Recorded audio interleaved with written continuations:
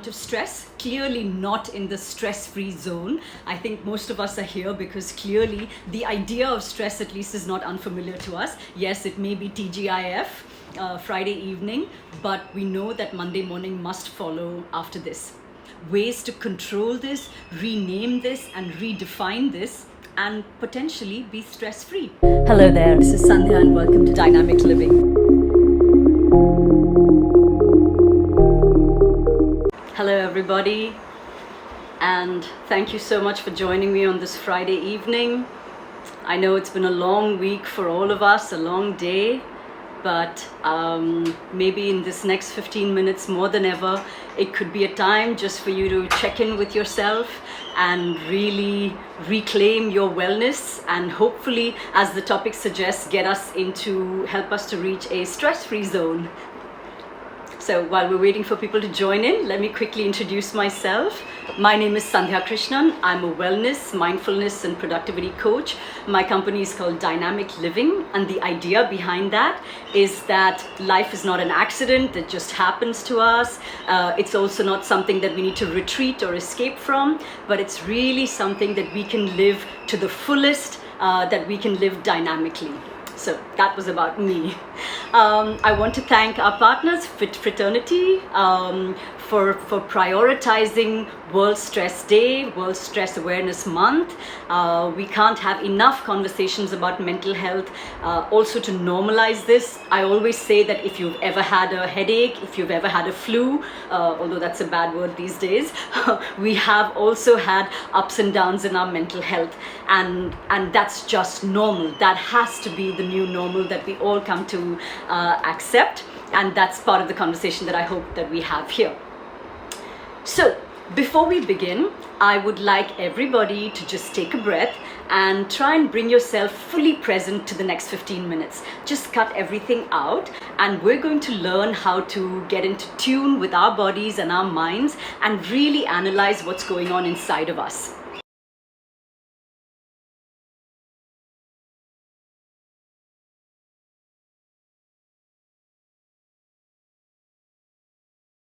If I had to ask you right now to rate, like on a scale of 1 to 10, your stress level, what would you rate it at? Go ahead and just put it in the comments. On a scale of 1 to 10, कितना stress महसूस हो रहा है? ठीक है? 1 माने no stress, 10 माने बहुत stress महसूस हो रहा है. How are we doing? Okay, I've got a 9. Yes. 5. Seeing a lot of smiles. Okay, 7, 5. Okay, so we definitely are feeling some amount of stress, clearly not in the stress-free zone. I'm happy that we have some ones as well, but I think most of us are here because clearly the idea of stress at least is not unfamiliar to us. Yes, it may be TGIF, Friday evening, but we know that Monday morning must follow after this. So let's understand what's going on. Now, I was given a topic that I normally do like over a 6-week workshop, which I now have to compress into 15 minutes. And I'm trying not to get stressed about that. So there are 5 big ideas that I want to share with you. What is stress? What exactly is this thing that we call stress? Okay. Number 2, is stress our friend? 3, how do we recognize stress? How does it manifest? It's not the same for all of us. How do we recognize stress that doesn't seem obvious to us? Number 4, how do we deal with the symptoms of stress? So these are sort of like the short-term coping mechanisms. And number 5, how do we actually live our lives in the stress-free zone, like I promised, like this topic has promised. Okay, so without further ado, what is stress? So now, today, neuroscience has got far more understanding about how our brains work than we ever did in the history of mankind. Okay? And essentially what we understand is that stress is simply our brain making a prediction about things that are going to happen in the future that we don't exactly know the outcomes of. Okay? Think of ourselves as like our caveman ancestors. We're standing at the mouth of our cave. We don't know what's outside. it's like exams aa rahe hain, like somebody said, we don't know pass ho jayenge ke fail ho jayenge. And in fact right now the debate is we don't even know if those exams are going to happen or not. Will we get a job after this? Will my boss like my project? Will I get thrown out of my community? Will I get cancelled by the boy that I'm seeing right now? There are so many unknowns in our life, and we also tend to imagine the worst case scenario. And this is actually for our benefit. This is what's kept us alive all of these millions of years. And so its initial role was really just to protect us. Okay, say that, Sandhya. It's better that you imagine the worst case scenario. So in case there's a tiger, here's what I'm going to do. I'm going to give you a massive metabolic outlay. I'm going to pump glucose into your chest area, into your arms, your legs, so that you can be ready to fight if you need to. If you need to run, you can run from an enemy. If you need to just freeze and absolutely go, I mean, fight, flight, freeze is kind of like an idea that's gained popularity. It's not 100% as simple as that. Each of us makes these predictions in our own different way, but the beauty of that is that each of us also has ways to control this, rename this, and redefine this, and potentially be stress free. Okay, so this is just your body alerting you that something's not right. We need to be highly prepared, and I'm going to take away all the energy from my non-essential functions right now, like digestion, repairing body, critical thinking, creative thinking, long-term problem solving. Let me just hyper focus on the threat that's in front of me. That's essentially what's going on. Now, is stress our friend or not? That was question number 2. Hi guys. Thank you to everybody who's joining in. We've often been told that you know, I work so much better under pressure. जब अगला दिन exam है तो last minute में मैं 10 chapters पढ़ सकती हूँ, which normally would have taken me so long. You know, when I know that there's a deadline and I'm really close to my deadline, I create my best work. What's happening there is exactly this. Our brain is putting out this massive metabolic outlay, causing us to hyper focus and say, okay, you know what, just focus on this. Now's not the time to check Instagram. Now's not the time to chat with your friends. Just focus on this. But along with that metabolic outlay, it's also pumping your body with hormones, right? Cortisol, adrenaline, norepinephrine. It's basically preparing you for a fight. It's preparing you for the worst case scenario. So while in short term it's your friend, it's also what it's like saying that, you know, there's a tree branch that we can see is cracking and is about to fall. If in that moment you stop to think, oh, you know, should I go left or should I go right? Should I try and stop the branch? If you just sit and think about all of that, it's going to fall on your head. Right? What this massive metabolic outlay helps you do is to just take the shortest route away from there, or put your hands out and actually, you know, we actually develop like superhuman strength in that moment. You've seen people like move cars or, you know, do amazing feats of strength in that moment, but that we could never do otherwise. So for that, it is definitely useful. But when our bodies are pumped with these hormones again and again, our early man ancestors saw tiger and tree fell on them once in 2 months, 6 months. We see tigers 10 times a day, right? Oh, I woke up late. I'm going to miss my train. My boss is going to be angry with me. This project is not perfect. Everybody is going to judge me. I don't know what I want to do next. I don't know which movie to go for today.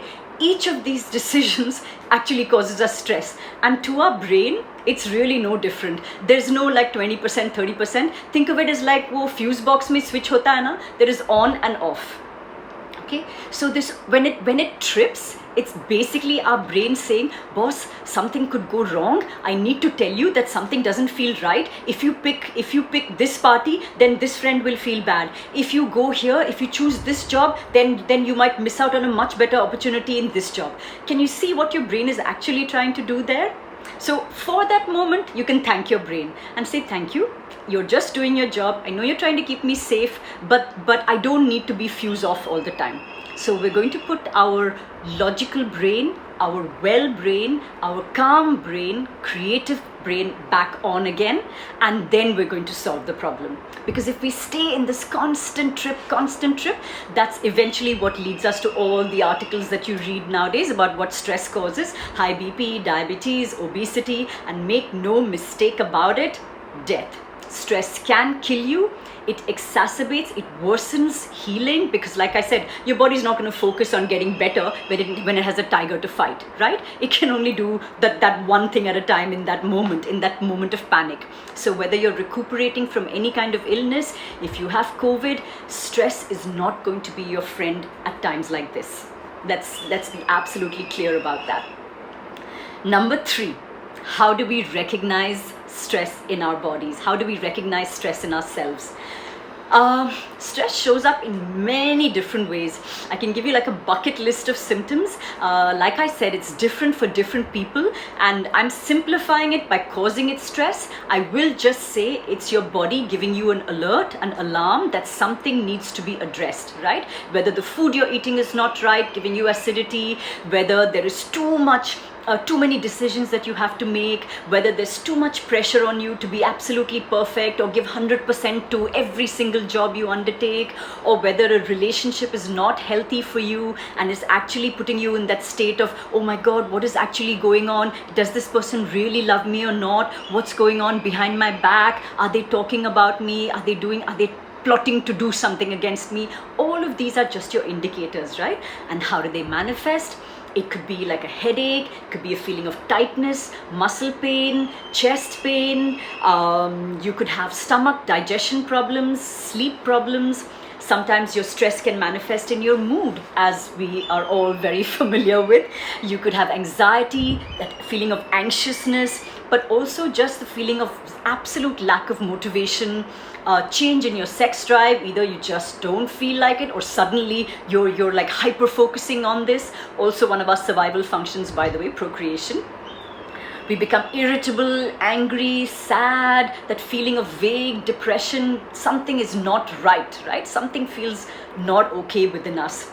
This also can manifest in our behavior, where we just feel like we don't have any kind of focus. We feel even less like meeting people, or we have like very, very like escapist kind of behavior all of a sudden. We feel like withdrawing sometimes. We feel no motivation to go out and exercise. Okay, that could be for many reasons, but let me just say even less motivation to go out and exercise, because your body's saying, boss, I need all my energy to fight this big threat that I have. Please don't ask me to do all these nice to have activities like building your muscles and building a healthy body. Is that sort of making sense to guys, to all of you? Yes, I'm seeing some agreement there. I hear you. Living in depression, so there's different aspects to it. There is a clinical diagnosis where there really is a chemical imbalance in your brain, but for a lot of what we call under the banner of depression, there are ways in which we can change our thoughts and our behaviors. Up to 40% of that is in our control. And that is the part that I'm going to ask you to focus on. How do we change? It's like what you practice grows stronger. What you practice, you get really good at, right? So if you're going to constantly ruminate on things, if you're constantly worried, constantly focusing on the worst case scenario, you'll get very good at doing that, no doubt about it.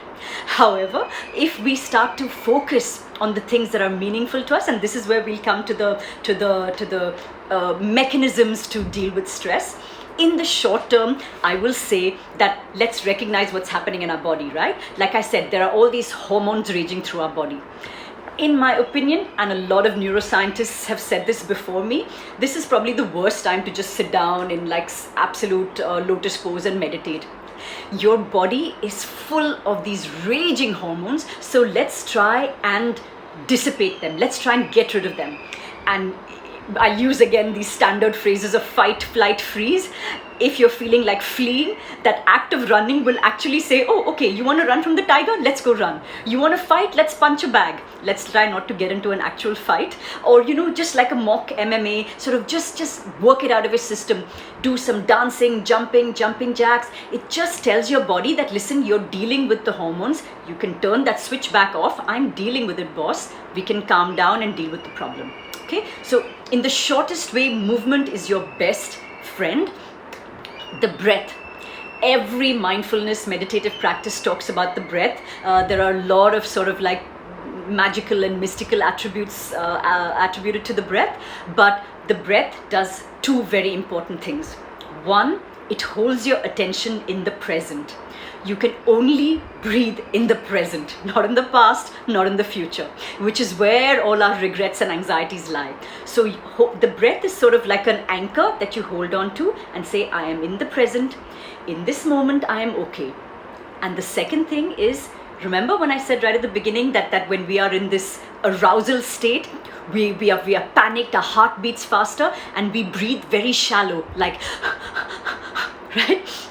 I'm a little melodramatic, yeah, I know that. And so we are going to actually hack our brain. We're going to fake it till we make it. And we're going to tell our brains that, boss, I'm going to take a deep breath now. That means that there is no tiger. I could not have possibly done this when there was a threat. So see, I'm taking a deep breath. I'm taking a nice full breath. So that means, brain, you can calm down now. And you may not see results immediately to all of this, but like I said, that which you practice becomes stronger. So I will invite you to try it, test it out for yourself. Done again and again and again, these become your anchors, these become your way of overturning the symptoms of that hijack once it's happened, right? Turning off that fuse and saying, okay, I'll put the lights back on, now let me see what the problem is and logically resolve it. Very important, you are what you eat, you are what you consume. So nutritious food will keep you in a state of well-being. Junk food will mess with your hormones. Also, what you consume in terms of what you read, what you watch, the company you keep is all part of what you consume, and that affects your mental and physical well-being. That's a whole topic in itself, so I'm sorry I can't address the question on weight right now, but do know that reducing your stress will greatly help your efforts at losing weight as well. Hydration and sleep are the other two critical aspects. Basically, when you're tired, when you're dehydrated, your body is going to say, boss, listen, you're in a weak state, you're in an extremely distracted, unrested state. So therefore, I don't know if you're capable of actually dealing with what your day is going to bring for you. So let me put you in a state of high alert, just in case you need to fight something and you know, in your weakened state, you won't be able to deal with it normally. So silver bullet is sleep. This is where all of the actual problem solving happens in your brain, right? Your brain is clearing up all of the short-term memory, saying that, listen, let's sharpen our thinking for the new day. Let me see what all junk information I've collected over the day. What do I need to keep? What do I need to throw away? Let me wash this brain a couple of times through the night. Let me come up refreshed and make you feel strong. Also, all of the repair that your body has, all of the wear and tear that your body's gone through, all of the pathogens that made the viruses, bacteria that would have entered your body, in rest is when, in sleep is when you are able to fight it. So if you haven't had a very good night's restful sleep, you can try and catch a nap, but do know that your sleep deficit will add up and you will need to kind of work off that debt that you have built up in that sense, right? So if there was ever a reason to prioritize sleep, in these days, it is a non-negotiable. And in the long term, we're going to change, remember I said, our thoughts and our behaviors. And this is where I will say, let's try and focus on what's really important. Rather than dealing with these stressors, let's try and nurture what is important to us, right? What is really important to us. A large part of what the world, our samaj, our media tells us is success and happiness, most of which is like great job, new clothes, wonderful lifestyle, new car, fabulous boyfriend, girlfriend, all of these things account for 10% of our well-being. 10%. That is it. That means that 50% is sort of our genetic makeup, 40% is our thoughts and our behaviors. Genetics, we can't control. How much time we want to spend in this quadrant of 10% happiness? Are you going to spend 16 hours of your day chasing after that one raise, which will give you 10% of happiness? That too temporarily is the question I will ask you. And 40% is our thoughts. You can approach that same job with a very different mindset. And this is where I will invite you to look at our own traditions. We have such a rich tradition of well-being, of community, together we are stronger, together no tiger can attack us, right? Essentially, that's what all of our traditional practices tell us. When we share tasks, when we share duties, we also share our burdens, we share our threats. Okay. One of the biggest lessons of the Bhagavad Gita, for example, is that you have a right to the choice of action, but no right to the fruit of your action.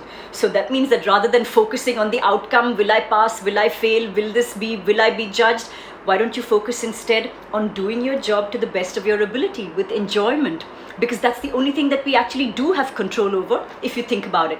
Like I said, go ahead, test this out, don't take my word for it. We're now in Ramzan as well, and what a great lesson there is in there for all of us. What is this Ramzan essentially?